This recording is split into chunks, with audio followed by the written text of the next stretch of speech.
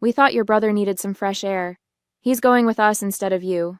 I'm sure you don't mind," my mom said with that dismissive chuckle I knew too well, as my brother John dragged his suitcase across the San Francisco airport terminal, arriving from Denver. I stood frozen, the welcome sign I'd made dropping slightly in my hands. This luxury cruise, the one I'd spent months planning and saving for, was supposed to be my chance to finally bond with my parents. Instead, here I was, watching my unemployed brother steal my place without so much as a thank you. My name is Marianne Thompson, and at 35, I've built a successful life for myself in San Francisco, far from my family's constant disappointments. I'd saved for nearly a year to afford this 5-day cruise, working extra projects and giving up vacations of my own. The presidential suite, the premium dining package, the exclusive shore excursions, I'd carefully chosen every detail to make it perfect. Perfect for the three of us, me, my mom, and my dad. Not for my 37-year-old brother who still lives in their basement playing video games all day while they pay his bills. When I let them fill out the online forms for the trip I had paid, I never expected them to put my brother's name instead of mine. "John gets seasick if he sits in the back," my mom announced, already ushering him toward the passenger seat of my rental car. My dad stood quietly behind them, avoiding my eyes like he always did when they pulled stunts like this. I watched as John sprawled out in what should have been my seat, immediately pulling out his phone to check his gaming notifications. The cruise documents in my bag suddenly felt heavy, all those carefully planned dinner reservations and excursions I'd booked, now useless. "The cruise line needs advance notice for passenger changes," I said quietly, knowing it wouldn't matter. My mom waved her hand dismissively. "Oh, we already took care of that weeks ago. We just transferred your spot to John's name. The resort confirmed everything yesterday." The casual way she said it, like replacing me was the most natural thing in the world, made my stomach twist. I gripped my car keys tighter, feeling the metal bite into my palm as I forced myself to smile. Some part of me knew, standing there in that crowded airport terminal, that this moment would change everything. The happy families rushing past us, the excited chatter of vacation-goers, it all felt like a cruel mockery of what this trip was supposed to be. As I loaded their luggage into the trunk, I could hear my mom already telling John about the spa treatments I'd booked for what was supposed to be our mother-daughter day at sea. The drive to the port felt like watching a movie of my life on repeat. Every mile marker brought back another memory of being pushed aside for John. Growing up in Denver, our roles were clearly defined. John was the one who needed support, while I was the one who could handle things on my own. When I got a full scholarship to college in San Francisco, my parents barely acknowledged it because they were too busy consoling John about his latest failed job interview. When I landed my first executive position, my mom's only response was to ask if I could send more money to help with John's gaming equipment. I'd tried everything to win their approval. Every achievement, every milestone was another attempt to prove I was worth their attention. My apartment in San Francisco's Pacific Heights, the one I'd worked 60-hour weeks to afford, sat empty more weekends than not because I was always flying back to Denver, trying to be there for family dinners that inevitably turned into celebrations of John's latest non-accomplishment. "Your brother's thinking about maybe taking some online classes," my mom would gush, while my recent promotion went unmentioned. My dad would just sit there, nodding along, occasionally throwing me apologetic glances that meant nothing without action behind them. This cruise was supposed to be different. I'd spent months planning every detail, imagining how proud they'd be when they saw the luxury suite I'd booked, how impressed they'd be with the exclusive restaurants I'd reserved. I kept picturing my mom's face when she saw the private balcony with its own hot tub, my dad's reaction to the premium wine package I'd arranged. For once, I thought, they'd see me, really see me, and understand how much I'd accomplished, how far I'd come. Instead, here I was, listening to John complain about the car's air conditioning while my mom reminded me to drive carefully because your brother gets car sick. The leather steering wheel felt slick under my sweaty palms as we approached the cruise ship area.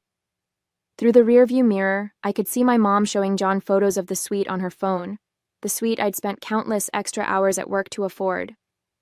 "Look at this infinity pool," she exclaimed.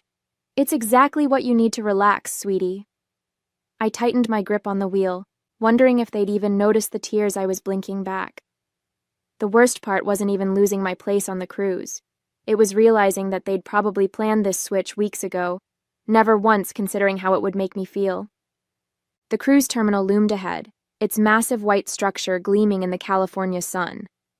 My mom was practically bouncing with excitement as I unloaded their luggage, while John hadn't even bothered to help, too busy texting his gaming friends about his upcoming vacation. I watched as one of the porters wheeled away their bags, my carefully packed overnight bag still sitting untouched in the trunk. The bag I'd filled with new sundresses and sandals, planning for dinners I'd never attend, memories I'd never make. "You'll take lots of pictures, right?" I heard myself asking, my voice sounding hollow even to my own ears. My mom was already digging through her purse for their boarding passes, the ones I'd originally booked in my name. "Oh, of course, we'll show you everything when we get back," she replied, not even looking up. My dad at least had the decency to look uncomfortable, shifting his weight from foot to foot as he stood there. "Thanks for the ride, honey," he mumbled, before my mom called him over to handle the check-in process. I stood rooted to the spot, watching as they made their way through security. John turned back once, not to thank me, but to ask if I'd remembered to pack his motion sickness pills in his carry-on. The same pills I'd packed for myself, now transferred to his bag without my knowledge. Through the terminal windows, I could see the massive cruise ship, its pristine white hull stretching toward the sky. The ship I'd spent months researching, reading every review, studying deck plans late into the night to pick the perfect suite location. As they disappeared into the terminal, I felt something inside me shift. Years of swallowed hurt, of pushed-down anger, of trying to be the good daughter who never complained, it all crystallized into a single clear thought. I was done. Done trying to prove my worth to people who would never see it. Done competing with a brother who didn't even have to try. Done being the afterthought in my own family. Getting back into my rental car, I made a decision that would change everything. If my family wanted to act like I didn't exist, I would finally give them what they wanted. Complete silence. No calls, no texts, no emails. Let them have their cruise. It would be the last thing they ever got from me. As I pulled away from the terminal, I could see them in my rearview mirror, already laughing and chatting as they headed toward their vacation. My vacation. But for the first time in my life, their happiness didn't make me feel small. Instead, it made me feel powerful. Because I knew something they didn't. This was the last time they would ever take me for granted. The first call from my mom came just hours after they set sail. "The suite is gorgeous, honey. John just loves the private balcony. You should see how relaxed he looks already." Her voicemail was full of details about how much my brother was enjoying the amenities I'd paid for. I deleted it without responding. The second call came during their first dinner at the upscale steakhouse I'd reserved months in advance. "The Wagyu beef is amazing. Your brother says it's the best meal he's ever had." Delete. By day 3 of their cruise, my mom's messages had taken on a slightly confused tone. "Marianne, why aren't you answering? We sent you some photos of the spa day. The massage therapist said it was just what John needed for his gaming-related back pain." My dad left one awkward voicemail, mostly filled with uncomfortable pauses, and a half-hearted, "Hope you're doing well." John predictably didn't bother to call at all. I imagined him sprawled on the balcony lounger I'd picked out, probably complaining about the ocean being too loud while he played games on his phone. I threw myself into work that week, staying late at the office, taking on extra projects, anything to keep my mind off what was happening on that ship. But every ping of my phone, every new voicemail notification, sent a fresh wave of anger through me. The photos they kept sending were the worst. My brother posing in front of the infinity pool I'd dreamed of swimming in. My parents beaming at the candle-lit dinner I'd planned as a special moment with them. Each image was like a knife twisting in my gut, but it also strengthened my resolve.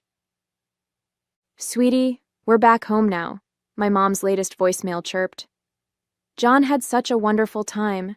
It was exactly what he needed. We have so many stories to tell you. Call us back. I stared at my phone, remembering all the times I'd rushed to return their calls, desperate for their approval. Not this time. This time, their calls would go unanswered, their messages unread. As I blocked their numbers one by one, I felt a strange mix of grief and liberation. The daughter they took for granted, the one who always answered, always showed up, always tried to please them, she was gone. In her place was someone new, someone who finally understood her own worth. 2 weeks after their return, the desperate attempts to reach me intensified. My parents began calling my office, prompting my assistant to politely inform them that I was unavailable. They tried emailing, texting from different numbers, even reaching out through my cousins on social media. Each attempt met the same wall of silence. My mom's messages grew increasingly frantic. "Marianne, this isn't like you.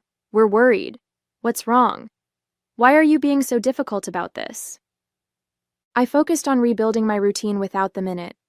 No more rushed weekend flights to Denver, no more long phone calls listening to John's latest gaming achievements, no more forcing myself to smile through family dinners where I felt invisible. I redecorated my apartment, replacing family photos with art I loved. I joined a hiking group, started taking cooking classes, filled my newly free weekends with things that made me happy. The constant weight of trying to earn their love began to lift, leaving me feeling lighter than I had in years. "Your brother is very upset," my mom's latest email read. "He says you're being selfish, that you've ruined the nice family vacation we had." I laughed out loud at that one, a sharp, bitter sound that echoed through my empty kitchen. The sheer audacity of it was almost impressive. They'd stolen my vacation, replaced me without a second thought, and somehow I was the selfish one? Something about that email solidified everything for me. It was classic them, twisting the situation to make John the victim, making me the bad guy for finally standing up for myself. My dad tried a different approach, leaving a voicemail that actually acknowledged something was wrong. "Honey, if this is about the cruise, well, maybe we should have handled it differently." The subtle understatement was so typical of him, always seeing the problem, but never quite brave enough to really address it. Too little, too late. I added his new number to my blocked list, feeling a small pang but pushing through it. Each time I refused to engage, each call I didn't return, each message I deleted, it felt like reclaiming a piece of myself I'd given away years ago. 3 months into my silence, my mom's facade finally cracked. Her latest voicemail was different, raw, emotional, without the usual excuses for John. "Marianne," her voice cracked, "I understand now. The cruise. We took it from you. You worked so hard to give us something special and we didn't even think about how it would hurt you. We've always taken you for granted because you were the strong one, the successful one. We thought you didn't need us like John does. I see now how wrong we were." My dad followed with his own message, his voice heavy with regret. "Sweet pea, I've been a coward. All these years I've watched your mother and brother dismiss your achievements, and I never stood up for you. I just let it happen because it was easier than rocking the boat. You deserved better from me. You deserved better from all of us." For the first time, I heard real pain in his voice, not just discomfort. The most telling response came from John. Complete silence. No apologies, no acknowledgement of what he'd done.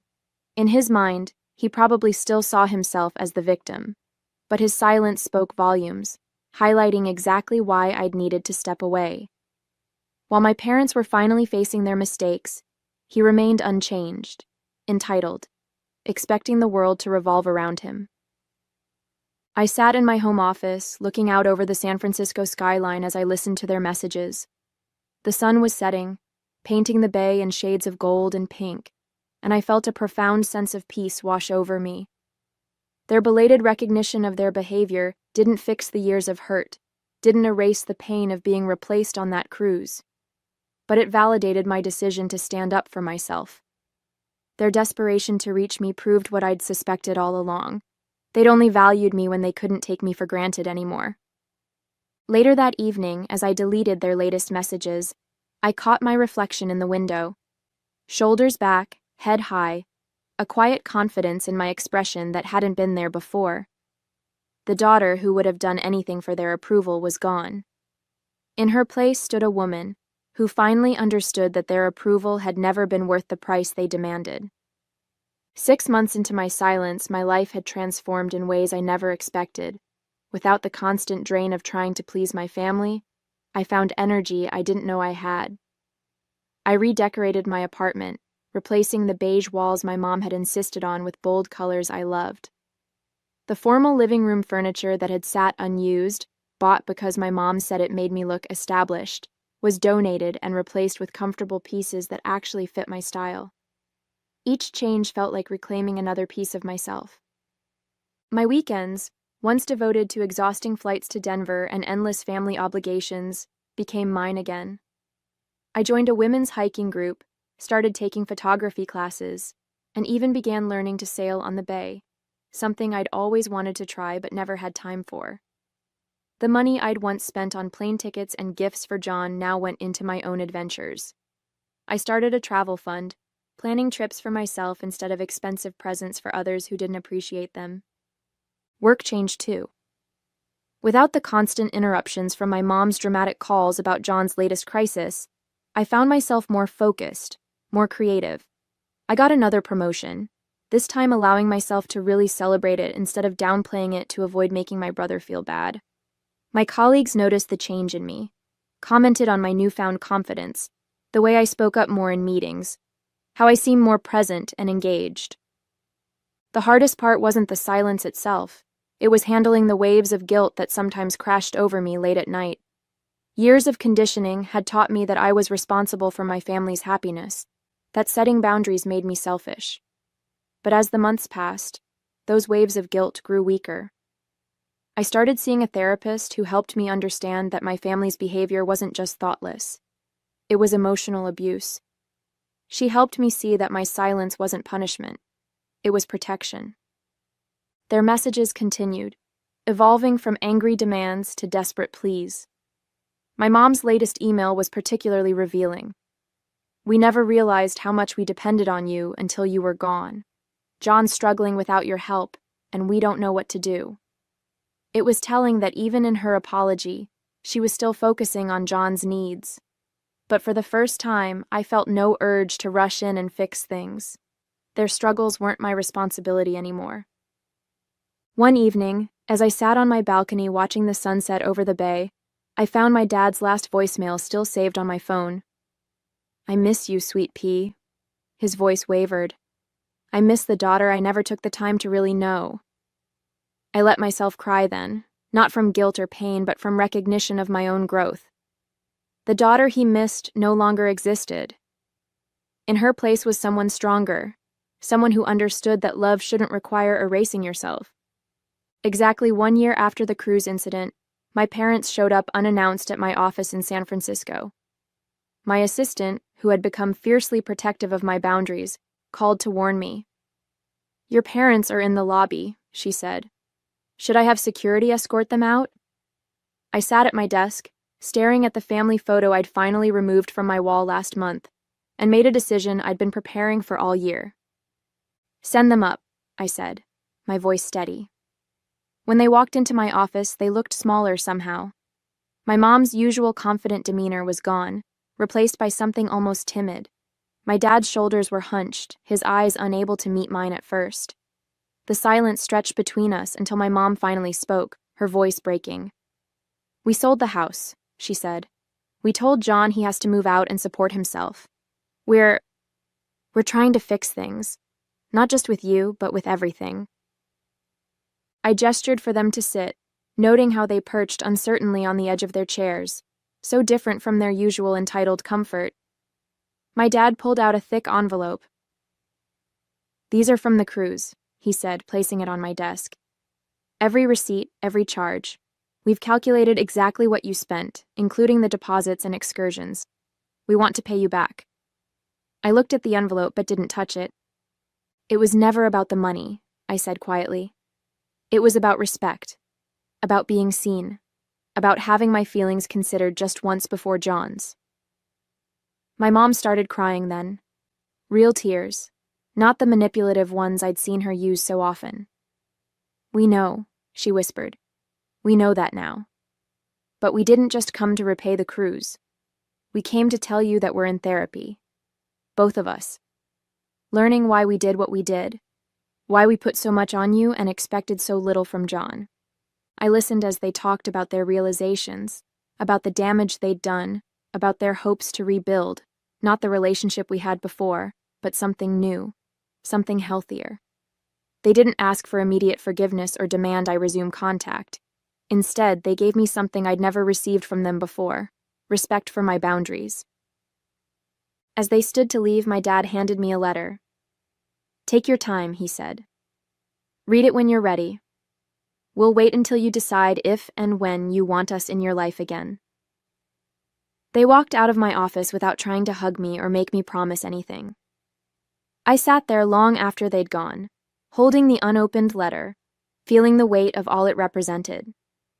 For the first time in our relationship, they were putting my needs first. It wasn't earth-shattering or dramatic, just a quiet acknowledgement of my worth, my right to set boundaries, my power to choose the relationship I wanted. It's been 2 years since that day in my office. I did eventually read their letter, a 12-page confession of every time they'd pushed me aside for John, every moment they'd taken me for granted, every opportunity they'd missed to be real parents to me. It wasn't just an apology. It was an acknowledgement of who I'd become despite their treatment. They wrote about watching me from afar this past year, seeing my success, my strength, my refusal to shrink myself anymore. John never did apologize. Last I heard, he was finally working at a local gaming store, forced to support himself for the first time at 39. My parents maintain careful boundaries with him now, no longer rushing to solve his every problem. They're learning, slowly but surely, that enabling him was never love, it was fear. Fear of letting him fail, fear of letting him grow up, fear of losing their role as his perpetual saviors. As for me, I'm different now. The woman who stood in that airport terminal, silently accepting her replacement, feels like a stranger. I've learned that true strength isn't about enduring mistreatment. It's about having the courage to say, enough. My worth isn't measured by my family's approval anymore, and that's the most valuable lesson this whole experience taught me. I've started rebuilding a relationship with my parents on my own terms. We meet once every few months, just quiet conversations where they listen more than they talk. My mom no longer launches into stories about John the moment we sit down. My dad has found his voice, sharing his own thoughts instead of just nodding along with whatever my mom says. It's not perfect, but it's real, and that's all I ever wanted. Last week, my dad called just to tell me he was proud of the woman I've become, not because of my success or achievements, but because I finally stood up for myself. "You taught us how to be better parents," he said, by showing us what we stood to lose. My mom added that watching me build my life this past year helped her understand what she'd been doing wrong all along. "We kept trying to make you smaller," she admitted, "when we should have been helping you shine. Sometimes I think back to that cruise they took without me. What felt like the ultimate betrayal became the catalyst for my transformation. By replacing me on that ship, they actually set me free. Free to become someone who would never again accept being an afterthought in her own life."